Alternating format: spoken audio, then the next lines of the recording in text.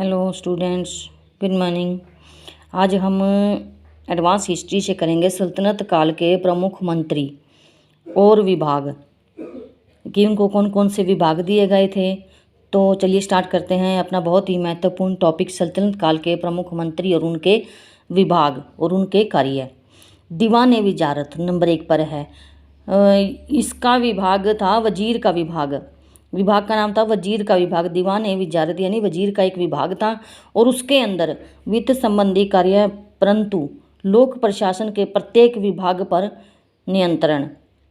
वित्त संबंधी तो कार्य करता था परंतु उसके प्रत्येक विभाग पर नियंत्रण था। किसका? लोक प्रशासन का।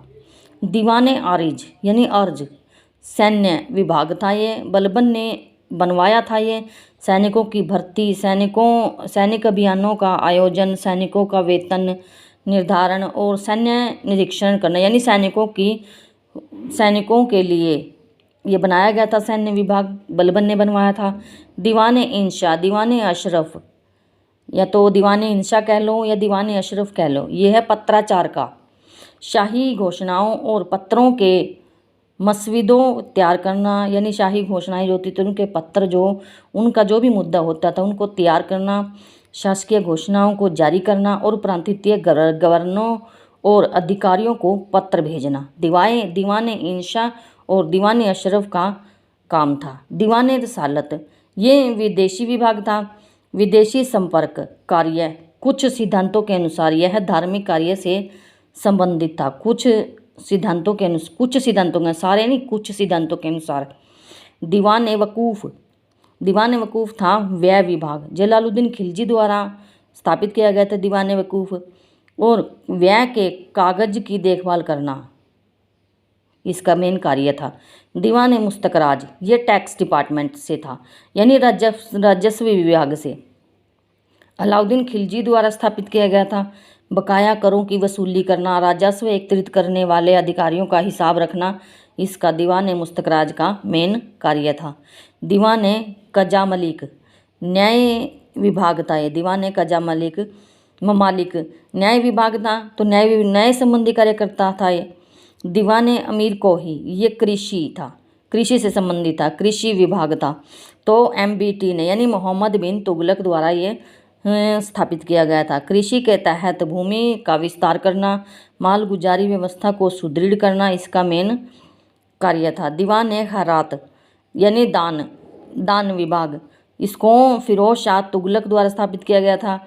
गरीब मुस्लिम कन्याओं का विवाह करना, विधवा और अनाथों की मदद करना, इस विभाग का मेन कार्य था। दीवान खैरात।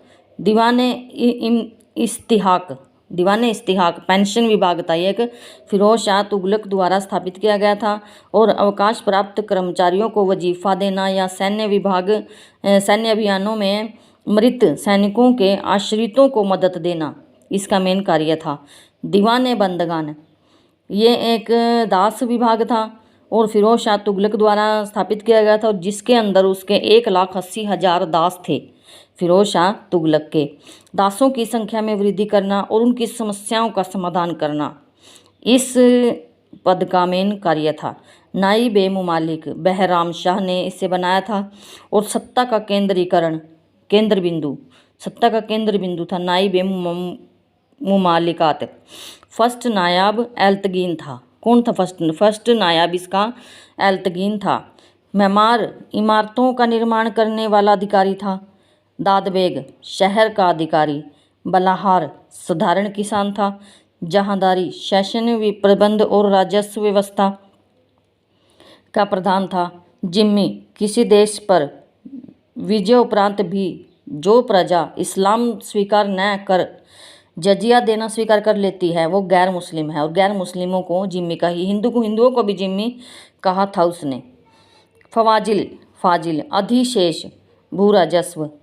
फ़िक़ह इस्लामी धर्म नीति के ज्ञान को फ़िक़ह कहते हैं। बंजारा घुमक्कड़ अनाज व्यापारी और कारवानियान। मसाहत भूमि की पैमाइश। मिल्क विद्वानों को और धार्मिक कार्य के लिए प्रदान की जाने वाली वंशानुगत भूमि मिल्क कहलाती थी।